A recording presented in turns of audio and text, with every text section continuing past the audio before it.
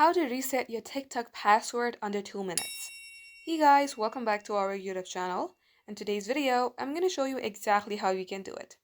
So first thing first, you have to launch your TikTok. Just as it is, so you will see a page like this. Here it says sign up. Now for those who don't have a TikTok account, you may go ahead and sign up. And for those who are trying to reset their password, this is the button for you. You will see already have an account, login. You can go ahead and simply log into your account via these methods. You can either use email, Facebook, or Google. So you may go ahead, tap on anyone that you are used to using, and likewise type in your email address. Once it is so, you have to check your email address and you'll see a code and you have to paste the code here. And likewise, if the code is correct, you may go ahead and tap on send here and it will direct you to a page where you can easily reset your password.